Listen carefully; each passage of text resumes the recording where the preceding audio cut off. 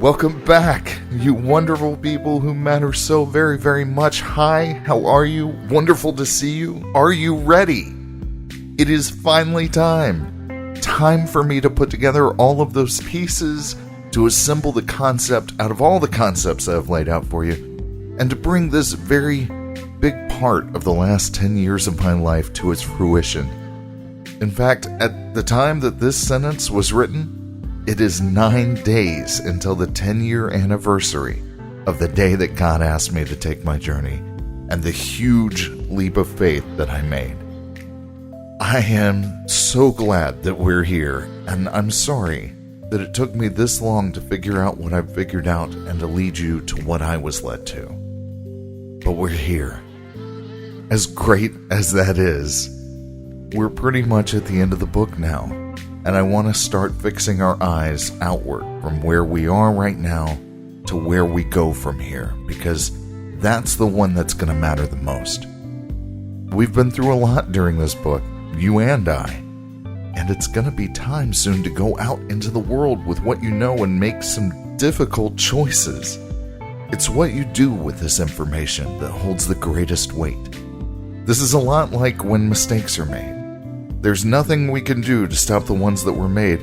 They're gone and over with, but what you do from there is always a choice. And I'd like for you to consider the following as one among the great many questions that I hope you have going forward. What part of you is it that you want to motivate you?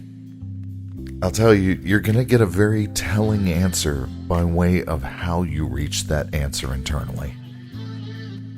I hope you choose to carry this book's information with you, to carry it on to others.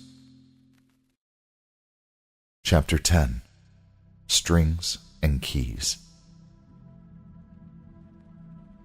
There was a study done in the 1960s in which they had IV drips attached to the jugulars of rats that, when the rat would press down on a lever, would inject a drug into the animal. They performed multiple studies with multiple drugs like heroin, morphine, cocaine, and amphetamine. In each of these studies, the rats would hit the lever with increasing frequency, constantly abusing it, sometimes administering lethally high doses to themselves. Well, the media had a field day with the results. Here was scientific proof that these drugs were addictive. Well, approximately 40 years later, a group of scientists decided that data might show something bit different than what we pulled from it initially. You see, people are normally not kept in featureless metal cages in isolation from others. The only times that the rats had contact with anyone, rat or man, was when the handlers would clean the cages every few days, including the sheet metal walls that kept them from being able to socialize with the rats stacked on every side of their cage. The rats had nothing to do with their time. They had no purpose, no one to be with, had a needle sticking in their jugular, and a happy lever. They didn't get any exercise or sunlight. Their lives were devoid of options for happiness. Canadian psychologist Bruce K. Alexander did a different variant of the study. He and his team built the rats a large wooden enclosure that was 200 times the size of the cages used in the original experiments. Gone were the barren sheet metal floors and walls, replaced by a wooden perimeter and wood chips. They did away with the needles too, favoring the 2 water bottle system, one laced with morphine, one not. For the laced bottle, they would frequently sweeten the morphine water to negate any of the unsavory taste to the drug water. The enclosure had ladders, tubes, platforms, as well as bedding, but most importantly, the rats had each other. Each study group was 16 to 24 rats that had plenty of room to play, socialize, and mate. They quickly discovered that the rats who had only lived in Rat Park preferred the regular water significantly more than the morphine water. They would go for the occasional nip, but that was it. And the scientists also recreated the conditions of the first experiment and housed 2 groups in the isolation cages, but with water bottles and no IV drips. In one group, The rats lived for the first portion of their time in the cramped metal cages with access to both bottles, and heavily abused the laced water, and then were moved to Rat Park for the second portion. These rats immediately began to show a strong preference towards the regular water once they were moved. The other group that lived in the metal cages for the first half of the experiment only had the morphine water bottle during their time there. Once the second part of that study began, and they were introduced to Rat Park, they immediately avoided the morphine bottle, sweet or unsweet, altogether. And they would occasionally show minor signs of withdrawal, slight twitching, but by and large, none of the dramatic withdrawal seizures or symptoms that accompany morphine addiction. They were rats that suddenly had a community, something to do, and other rats to be with. They no longer hated their lives. They actually avoided the drug that was the one source of dopamine release in their brains while they were in those cramped cages. And people can be much of the same. When we're unhappy with our lives, a lot of us turn to escapism in the form of video games, obsessive eating, drugs, alcohol, which technically is a drug, but television, random hookups, etc. But once our lives are full of love, trust, joy, and happiness, we only occasionally go nip at the bottle. When we're living the way we're designed to, we see a pretty drastic reduction of the use of the breaking laugh. Why? Because we have the genuine laugh in our lives, and nothing quite substitutes for that. Sure, we may go back for the occasional nip, but we just don't need the escapism behaviors to ease the pain as much because we're just not in as much pain. And when you don't need the breaking laugh, you tend to lose your taste for it.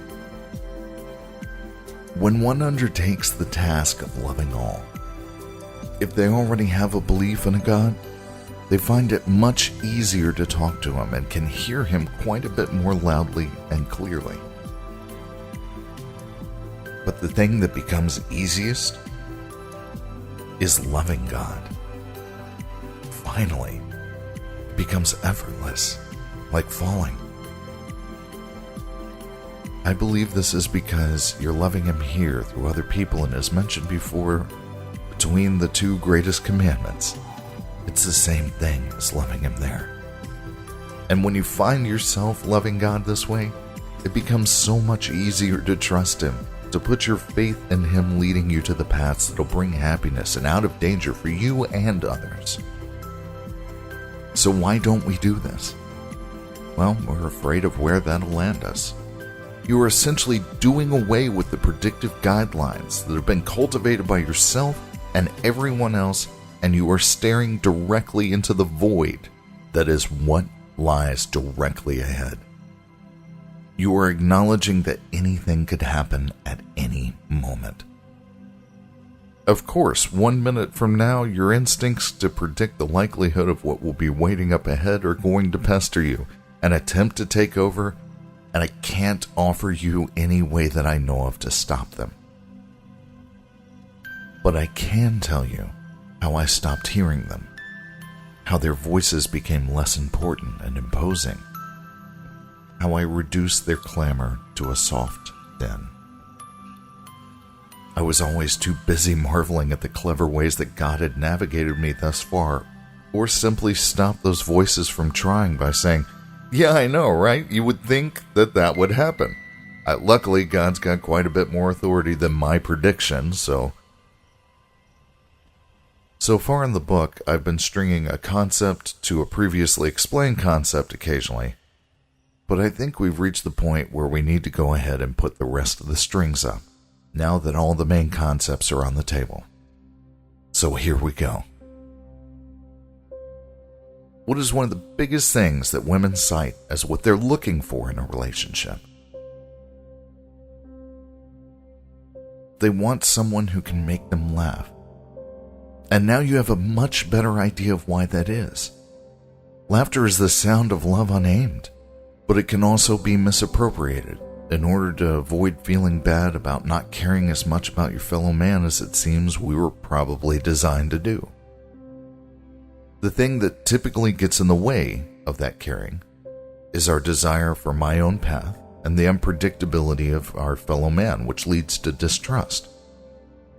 We can't see the future, so the fear of the unknown becomes a governing force in our lives, and we try to make our lives predictable. And we don't just try to predict it either. We attempt to carve our path towards that which we choose for ourselves, and the less we care about others, the more straight, probable, and predictable you can make that path. That way of living requires that we sacrifice the three main keys to real substantial happiness: universal love, trust/faith, and generosity. The breaking laugh can be used as a salve while we do this, because we are continuing down a gradually declining path in our humor towards violation, and it's leading us further and further from compassion and trust for those we haven't yet vetted. And those people count. Every single one of them is just as important and real as you are. And of course they're as important as we are. We're all made of the same stuff, and that stuff is probably God, and we all have something within us that is unlike anything else, and something that resembles God more than it resembles the physical world. God has very clearly stated across the board that we're to care about each other, to love each other, and to love God, and that these two ideas are the same. That which you have done to the least of you, you have done unto me. The only way to do what's been asked of us is to open ourselves to everyone else, to trust and to love. But the biggest obstacle is the fear of the unknown. So big and governing is that fear in most people's lives that even though I've walked you through a very logical argument on why it's easily the best way to live when you trust God, to drop your defenses with others, to love and increase love and happiness in others, even then, that imaginary world of prediction still rears its head and asks you, "You aren't seriously considering doing this, are you?" Hey, see, I need you to say no, right now, or I will start screaming. The core of real solid, high-quality, true sustenance caliber happiness is reached by giving of yourself to others and loving others, and yet that fear demands that we don't do it openly. But the people that take the leap, clear over fear's head and into faith, they find that love and they find that happiness. It's like that split second when you're climbing stairs in the dark and your foot passes through a step that you thought was there.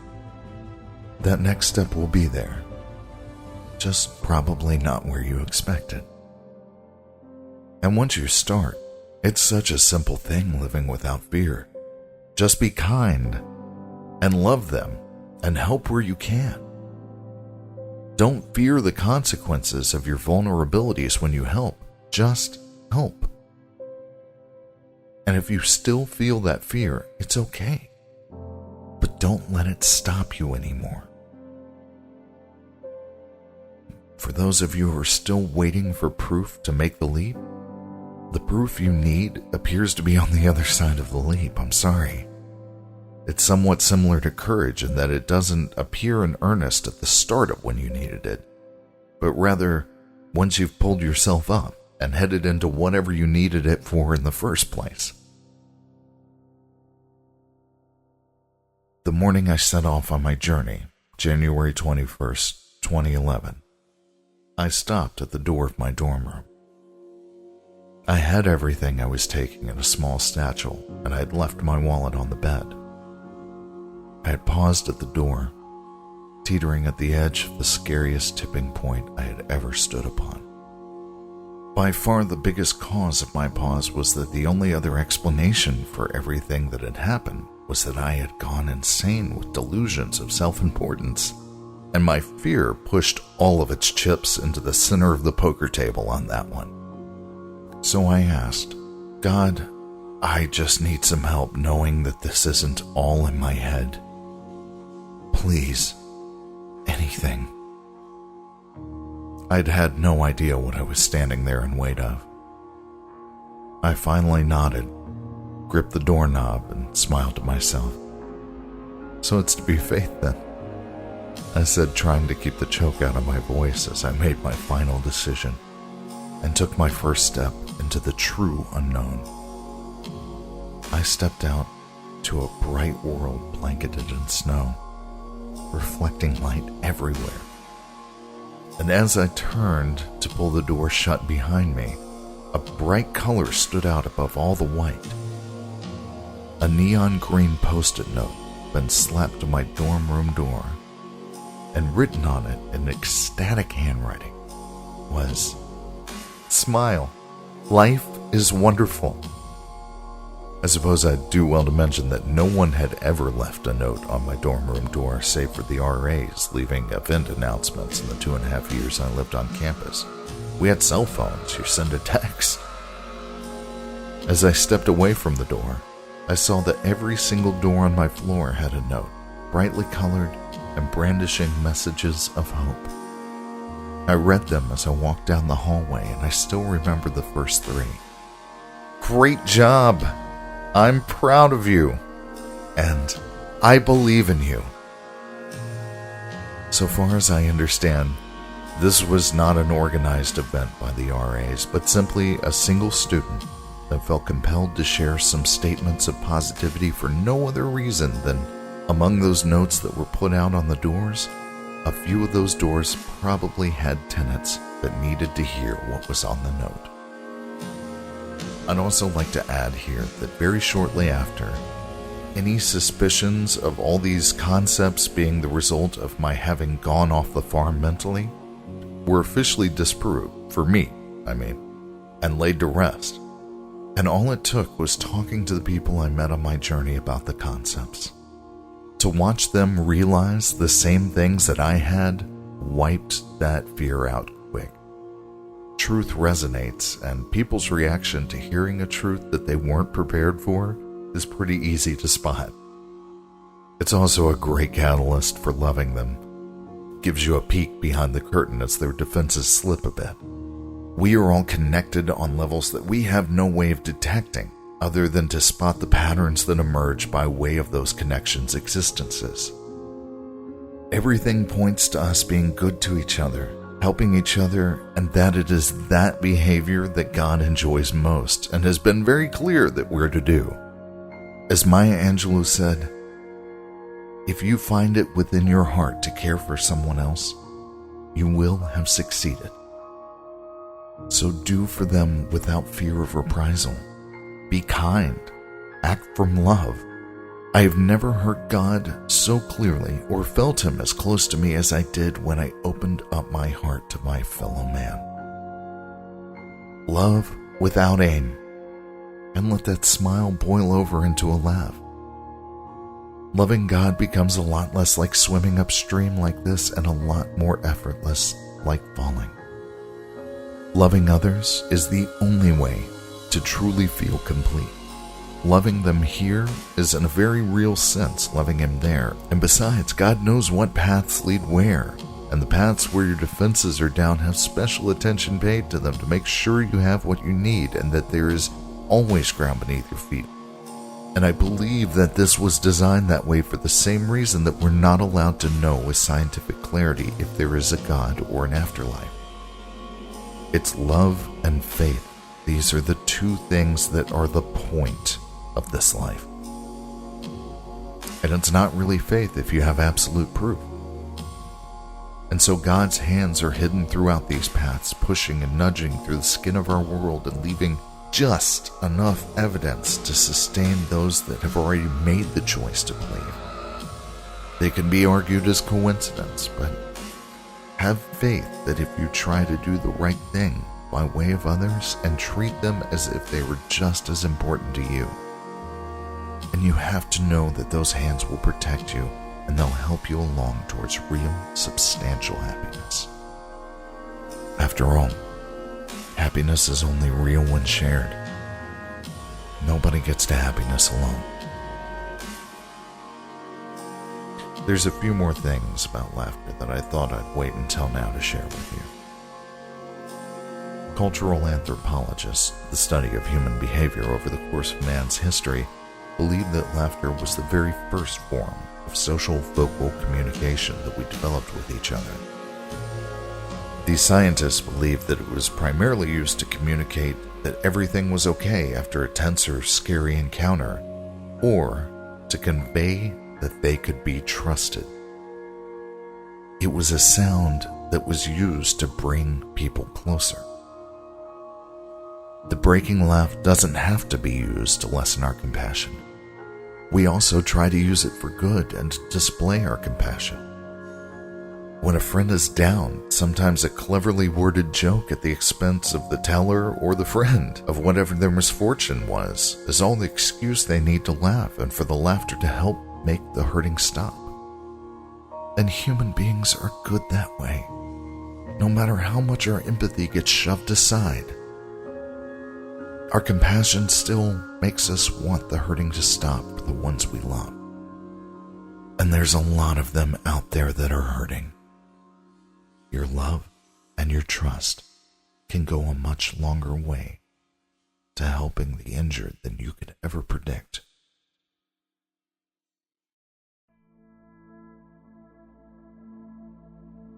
And that's almost it for me.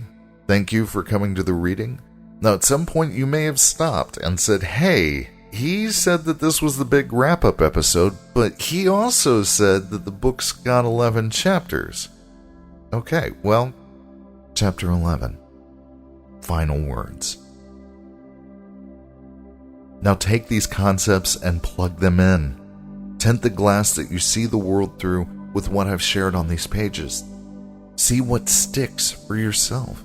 Ask questions to yourself about moments in your past where you've seen some of this stuff, and see if you don't already have the answers just waiting there for you to ask.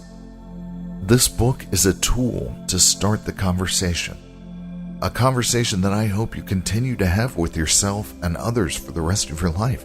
Much like the Bible is a tool to start people with a relationship with God, it isn't the beginning, middle, and end of God. This book isn't nearly all that there is to these concepts. It's just one facet, just an introduction to them.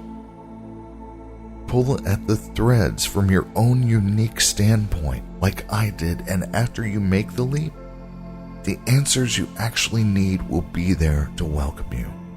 And on the note of the Bible, I want you to know that I don't hate religions.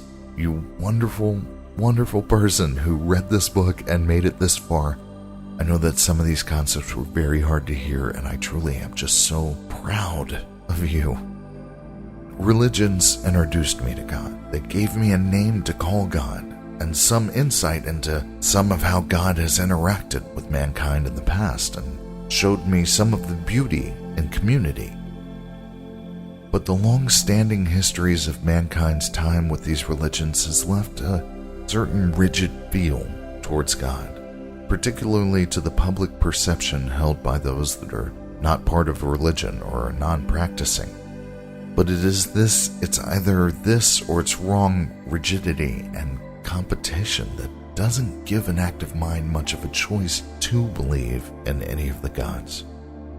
So deeply have these perceptions of God been locked into place that a fair shake of people out there that believe that there is something label themselves as atheists, subconsciously just trying to distance themselves from well-known versions that they don't necessarily believe in, not totally. Most of the atheists that I've spoken with or befriended believe that there is something, or at very least believe that it's possible, if not probable. There seems to be this almost subconscious message that hangs right under these religions that states, it's all of this, or you don't believe. Contrary to apparently very popular belief, you are allowed to believe only some of it, and gather wisdom from any of it. You are allowed to find God out in the world, in the math of the universe, in the eyes of anyone you love, in the genuine laugh or any feeling that you are capable of feeling Find him wherever you find him, but find him. If you are looking, he will be there when the time is right, because not every time is right this moment. The Gospel of Thomas quotes Jesus as saying, "Cleave the wood, I am there. Lift the stone, and thou shalt find me there." Yes, learning backwards about what God was like in the past is good, but living and learning forward about God is best. To quote Donald Miller from Blue Light Jazz, believing in God is as much like falling in love as it is making a decision. Love is both something that happens to you and something you decide on. I believe you have a decision ahead of you that I did warn was coming up. How will you treat them? How will you treat them? Can you live in a path that you were designed for? Which in essence boils down to, do you actually believe? Now that you have all the pieces and know how most of them fit together, I recommend reading the book again. I'm told that it's much better the second time. And for seconders, which is what I call people making their way through the second time, I've left little notes in there that you may have noticed the first time through. You'll see each concept slot nicely into place in a large intertwining series, and then go talk about these things to people. The book is here as a tool. When I finished writing it, I found that I had become one more rung on the ladder. So get a hold of it and create the next rung.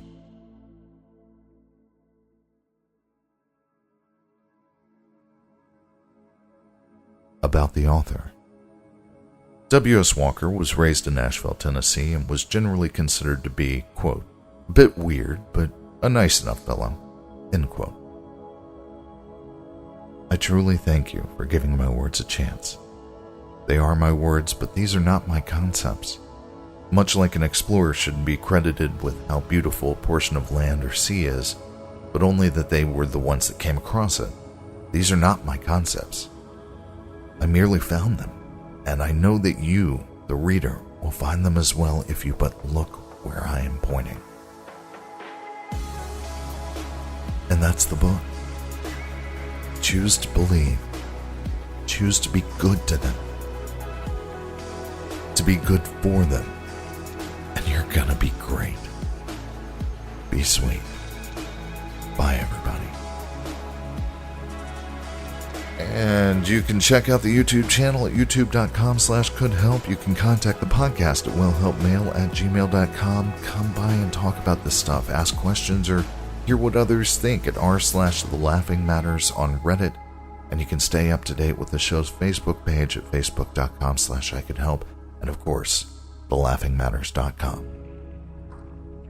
This is not the end, by the way. The show will keep going. There's plenty more for me to tell you guys about that I've found, and plenty more that I have to teach, so please keep coming back. It's actually going to be a lot looser from here. It's going to be more entertaining, hopefully, and I think we're going to have some fun. I believe in you when it comes to this stuff. I believe that you have it in you to process this. Be strong and be good.